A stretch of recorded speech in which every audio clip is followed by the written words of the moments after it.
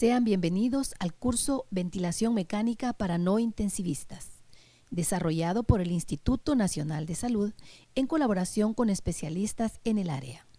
El Ministerio de Salud ha preparado este curso para afrontar la pandemia por COVID-19 con el objetivo de dotar al recurso humano de las habilidades necesarias para manejar un respirador artificial bajo la tutela de un médico intensivista.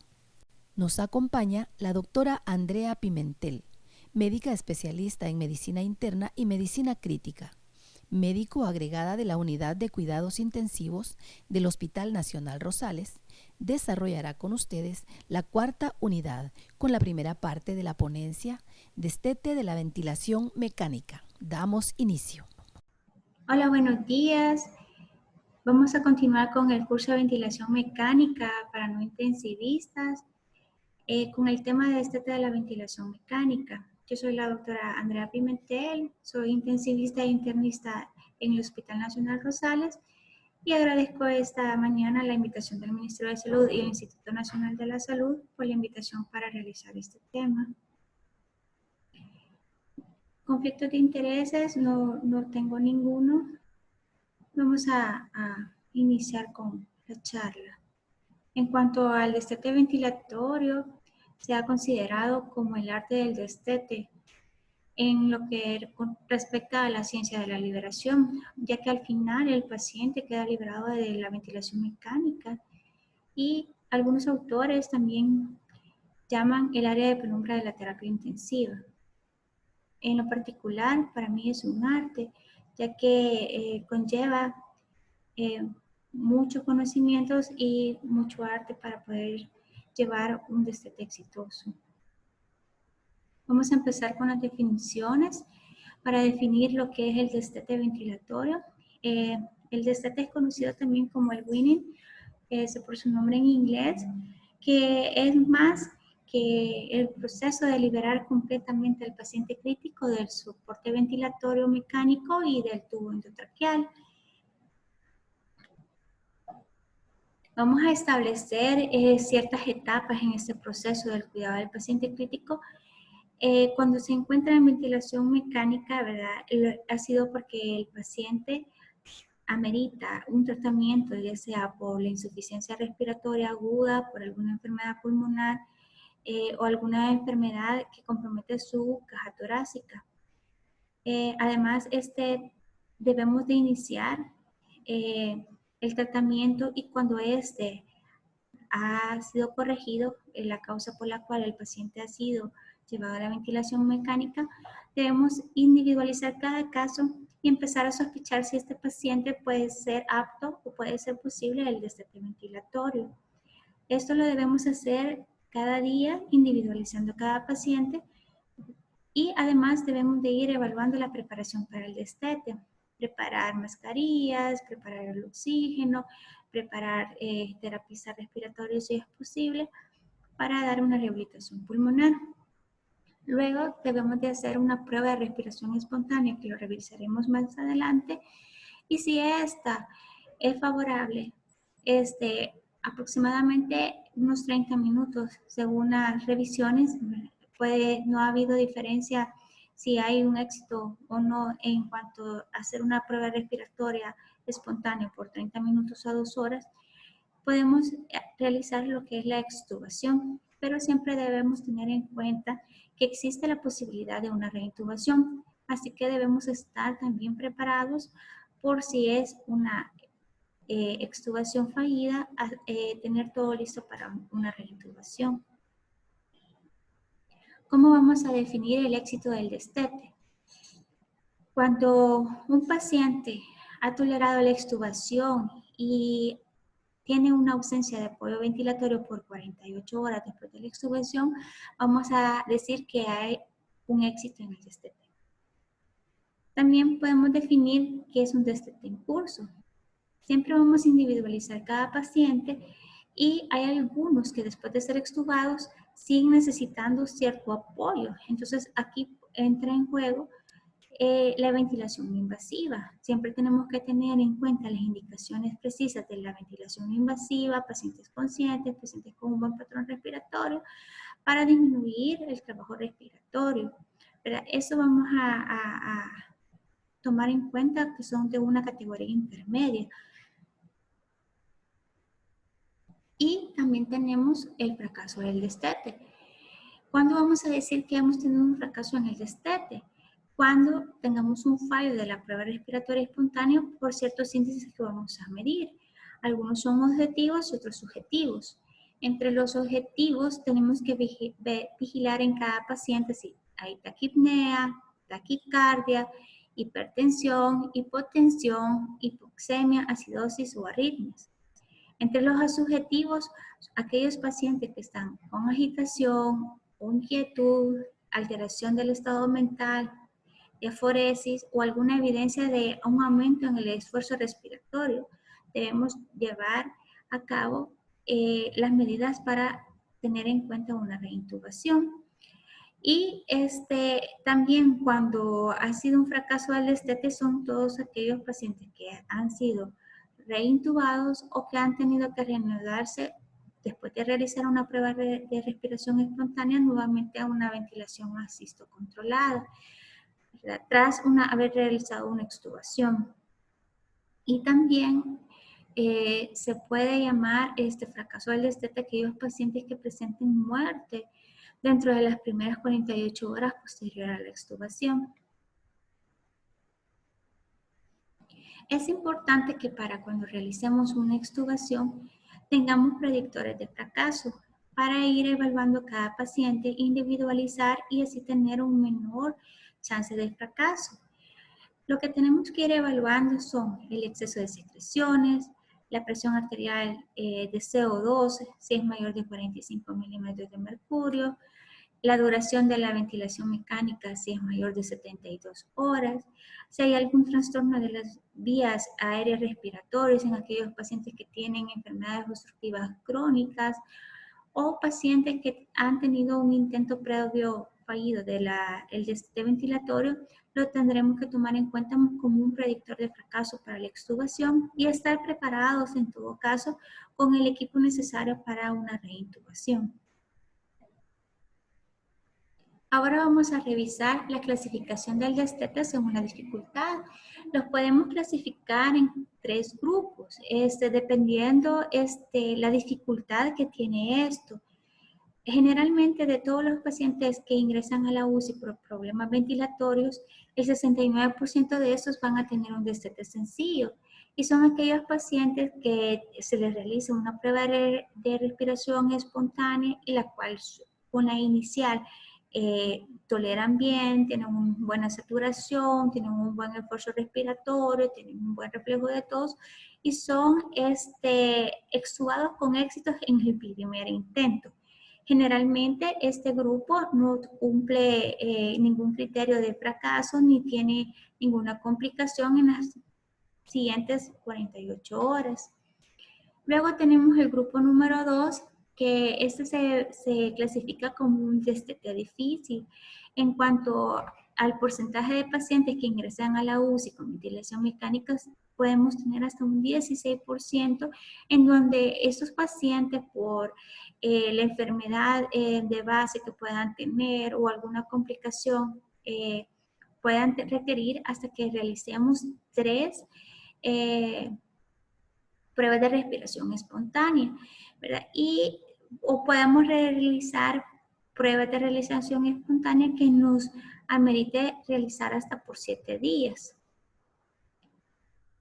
Luego tenemos el grupo 3, que ese es el destete prolongado, que es el paciente que se va a cronificar y que por algún motivo ha sido mucho más difícil el destete ventilatorio, ya sea porque no había sido posible corregir la causa primaria de la causa de que lo llevó a la ventilación mecánica o por patologías propias del paciente, pacientes que han tenido uso de relajantes musculares, pacientes que han hecho neuropatía del paciente crítico, pacientes que han tenido alguna enfermedad neuromuscular.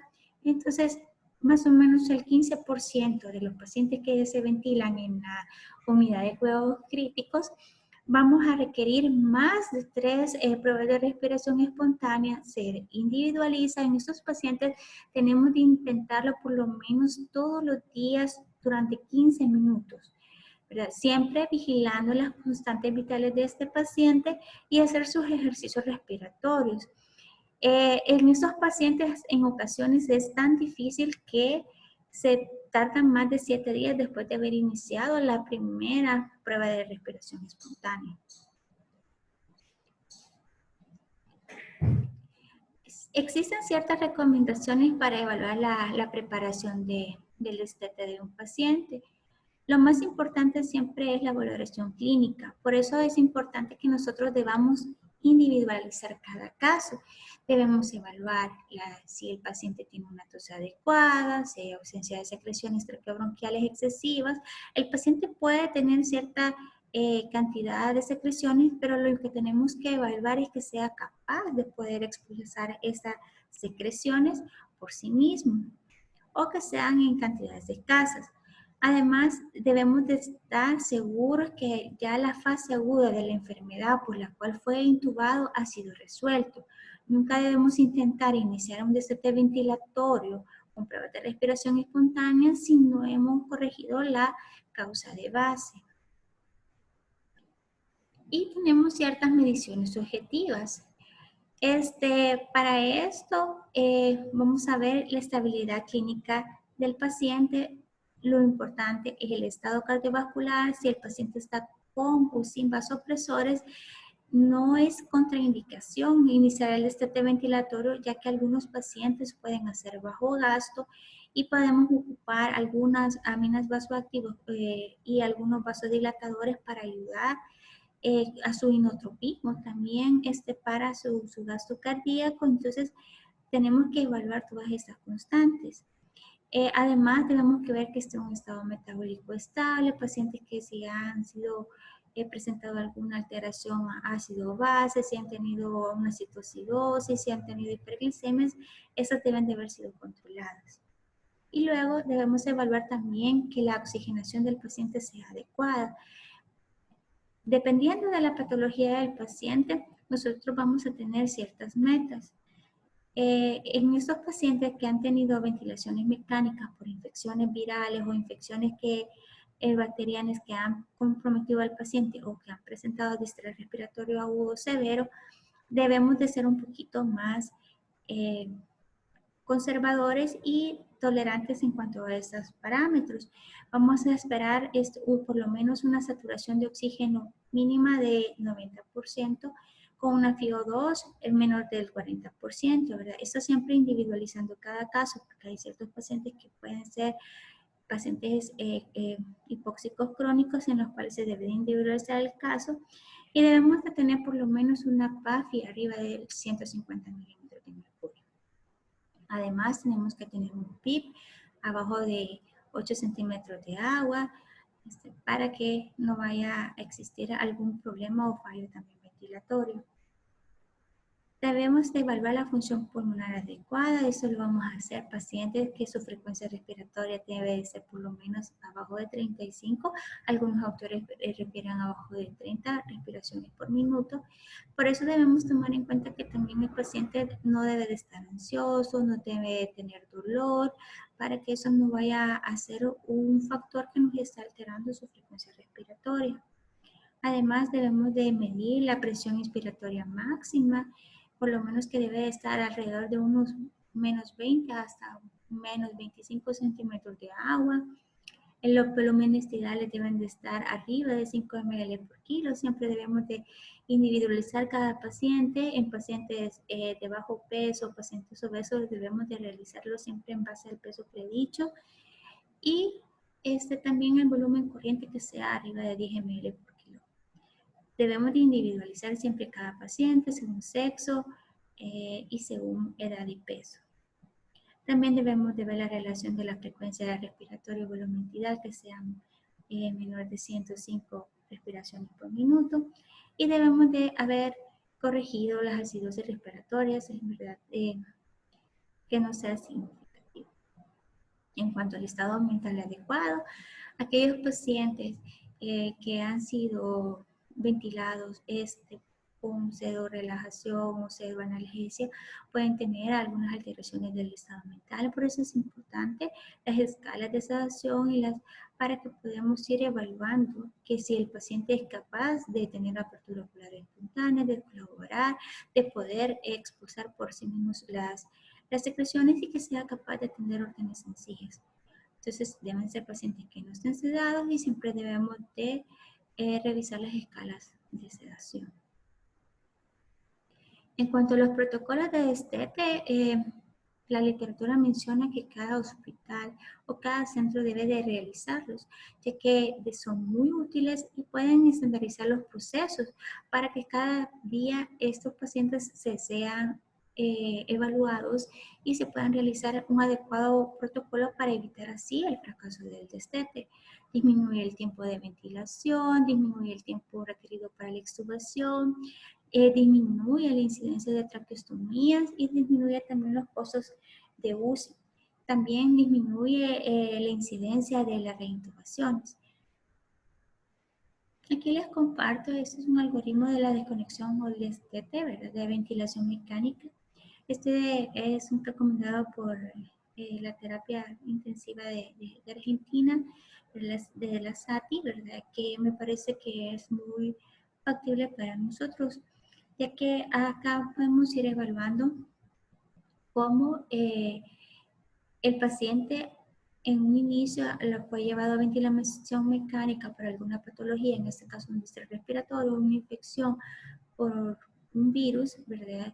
Cuando ya se ha resuelto, ¿verdad? O ha mejorado significativamente todos los parámetros que hemos evaluado previamente, vamos a ir realizando una evaluación diaria, individualizar cada paciente y todos los días debemos de iniciar y decir por qué este paciente continúa en ventilación mecánica y evaluar si el paciente tiene criterios de desconexión de ventilación mecánica. Entonces decimos, ¿cumple o no criterios para realizar un destete ventilatorio?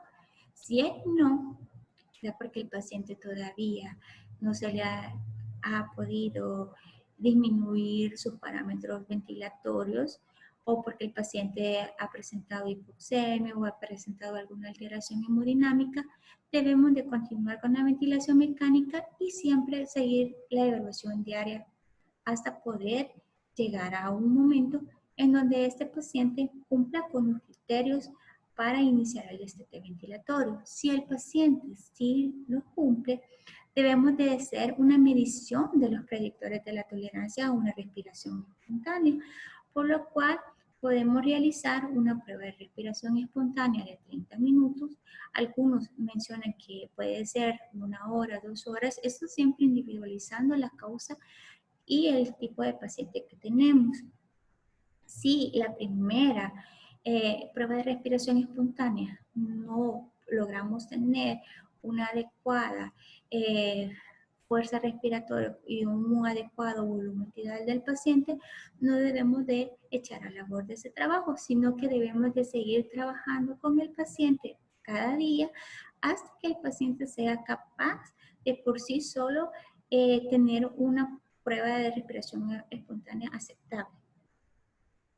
Entonces, como habíamos mencionado, ¿verdad? Vamos a ver realmente si este paciente es apto, ¿verdad? Entonces, nosotros decimos, tiene una relación de la frecuencia respiratoria y el volumen tidal que es menor de 105 respiraciones por minuto por litro.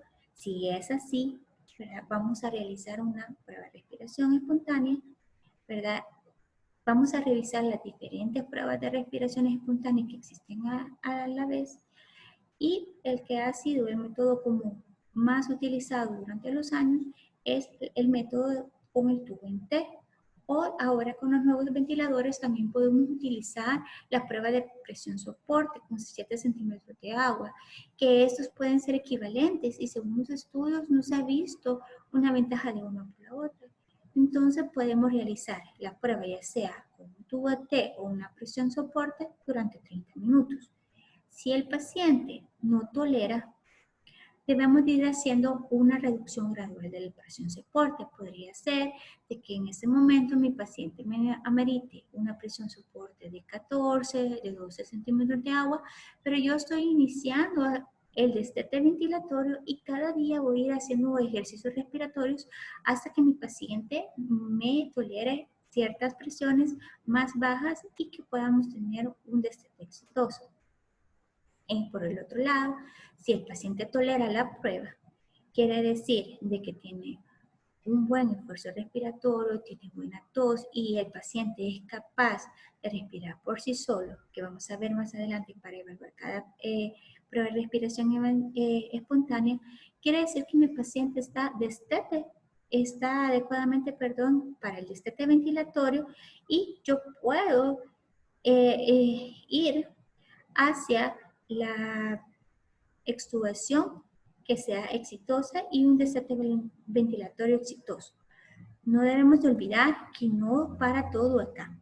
Cuando yo realizo un destete ventilatorio, este paciente tiene que estar vigilado por algún personal médico, paramédico, enfermería, terapia respiratoria y las primeras 24 a 48 horas son de vital vigilancia, por lo cual el paciente debe continuar con un monitoreo cardíaco, saturación de oxígeno, vigilancia de su patrón respiratorio y el manejo de secreciones para que no tengamos una fallida de destete ventilatorio.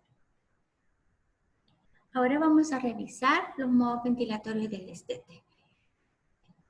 Como les mencionaba, por años se ha realizado la prueba de respiración espontánea, que según los nuevos estudios, ¿verdad? No se ha visto ventaja en dejar al paciente 24 horas, no. El paciente que está apto para el destete ventilatorio va a lograrlo hacer en 30 minutos. Entonces, si yo estoy con este paciente, debo de evaluarlo en esos 30 minutos y ver todos los parámetros y las constantes que hemos mencionado. Y es un método que es muy fiable y no necesita como un aparato, nada más necesitamos armar nuestra pieza T, ¿verdad? La conectamos a una fuente de oxígeno y estamos vigilando todos los parámetros del paciente. También tenemos otros métodos ventilatorios de destete que en lo especial yo los utilizo con aquellos destetes más difíciles. Siempre debemos individualizar cada paciente y sabemos que no todos los pacientes pueden darnos una prueba de respiración espontánea al inicio adecuada para poder realizar la extubación, más si vienen de un distrés respiratorio por infecciones respiratorias agudas como es una infección por virus. Entonces, ¿qué es lo que vamos a hacer? Debemos de elegir el modo más apropiado de soporte ventilatorio, quiere decir el modo que el paciente le sea más confortable, en el cual él nos colabore más para poder iniciar el destete ventilatorio. Es muy importante orientarlo, que él nos colabore, quitarle la angustia y explicarle que lo que vamos a iniciar es un proceso de extubación. Entonces, ¿qué vamos a vigilar o qué vamos a elegir? Primero vamos a ver que se mantenga un equilibrio favorable entre la capacidad del sistema respiratorio y la carga. Además, debemos de tratar de evitar la atrofia del diafragma. En muchas ocasiones, el fracaso del destete es porque hay una atrofia del diafragma, hay una debilidad muscular por el paciente que tiene una debilidad del paciente crítico, entonces nos dificulta y nos hace más prolongado su destete. Además, debemos de buscar el modo que nos ayude más en el destete, en donde algunos pacientes pueden sentir ansiedad o pueden sentir que al estar nada más con una pieza T, ellos están realizando totalmente el esfuerzo respiratorio o han creado cierta dependencia del ventilador mecánico. Entonces aquí debemos de orientarlos y elegir un buen modo. Aquí vamos a empezar a hablar de algunos modos que podemos utilizar y uno de esos es la ventilación con presión soporte. Como habíamos mencionado, es un adecuado, media vez yo tenga un paciente que puede realizar una prueba de respiración espontánea con presión soporte, no necesito pasarlo por otro tipo de método de destete. Puedo decidir si el paciente tiene adecuado esfuerzo respiratorio, si tiene un buen reflejo de tos, si me da buenos volúmenes tidales, y todos los parámetros que hemos revisado podemos utilizar este modo. Estos pacientes que podemos utilizar con ventilación, con presión de soporte, pueden ser los que habíamos catalogado como grupo 2 y 3. Aquellos pacientes en los que han tenido una enfermedad que los ha llevado a una ventilación más prolongada y que nos ha llevado a realizar por más días las pruebas de destete ventilatorio. Entonces, eso es un adecuado modo para realizarlo. También tenemos la ventilación no invasiva. La mayoría de ventiladores que tenemos en la actualidad traen el modo para que podamos colocar interfaces para poder iniciar el destete ventilatorio, y si el paciente necesita un poco de ayuda, podemos hacerlo con una ventilación no invasiva llamada VNI. Prácticamente se han estudiado 3 indicaciones precisas en el destete. Una son para facilitar la extubación de los pacientes que no toleran la prueba inicial del destete. Por ejemplo, aquellos pacientes que han llevado ventilación prolongada y que han ameritado cierta presión de ayuda. Pacientes cardiópatas, pacientes con alguna enfermedad pulmonar crónica, nosotros lo podemos hacer. Además, en pacientes que han sido extubados pero que desarrollan una insuficiencia respiratoria aguda dentro de las primeras 48 horas, si el paciente está consciente y si cumple todas las indicaciones para una ventilación no invasiva, podemos darle el chance de no reintubar, pero darle un soporte con una ventilación no invasiva. Además, podemos hacerlo como una medida profiláctica. Como yo individualizo cada paciente, yo puedo prever qué paciente puede fracasarme en el destete y puedo preparar una ventilación no invasiva, ya sea con un CPAP o con un ventilador de los que ahora conecto una interfase, y programo yo los parámetros necesarios, ya sea con CPAP y presión soporte, para que no exista un fallo en la ventilación mecánica. Además, debemos de recordar las indicaciones precisas. Son pacientes que deben de estar conscientes, pacientes que deben de colaborarnos, pacientes que no tengan contraindicaciones para una ventilación invasiva. Ahora vamos a revisar otro modo ventilatorio para el destete ventilatorio, que es la presión positiva continua en la vía aérea, conocido comúnmente como CPAP. Todos hablamos de CPAP, conectemos a un paciente, pero no es más que la presión positiva que estamos dando continuamente en la vía aérea, que es lo que hace que desde el punto fisiológico puede ayudar a que aquellos pacientes que han tenido una prueba de respiración espontánea aceptable y tienen buen manejo de secreciones y todo, podemos aplicarle el CPAP. Puede ser conectado con el tubo orotraqueal o a través de una mascarilla o una interfase. Algunos ventiladores traen ahora modos combinados, en donde, por ejemplo, pueden tener combinaciones entre CPAP y presión soporte. A mí en lo particular me gusta, y pues, se puede utilizar para darle una presión soporte al paciente, y luego poco a poco vamos disminuyendo hasta hacer su extubación. Ahora hay nuevos ventiladores también, ¿verdad? Que han ido incorporando nuevos modos ventilatorios. En eso está la ventilación con soporte adaptativo, conocido como ACV. Aquí les muestro una imagen, ¿verdad?, de uno de los ventiladores que tenemos en la unidad también, en donde podemos iniciar. Ese es un modo inteligente, lo llaman así los creadores de este modo, ya que ha demostrado de que puede ayudar, reconoce cuando el paciente tiene un esfuerzo respiratorio, y si podemos ver, no solo va a dar un soporte y va a permitir que el paciente tenga su propio esfuerzo respiratorio. Entonces, en vamos a ver aquellos pacientes en los cuales después, cuando ya no tienen pseudoanalgesia o pseudorelajación, podemos ir iniciando precozmente el ventilador con este modo y disminuye así los días de ventilación mecánica. ¿Verdad? Esto nos ayuda a que tampoco vaya a existir una atrofia del músculo diafragma, ¿verdad? Pero siempre debemos tener cierta cautela.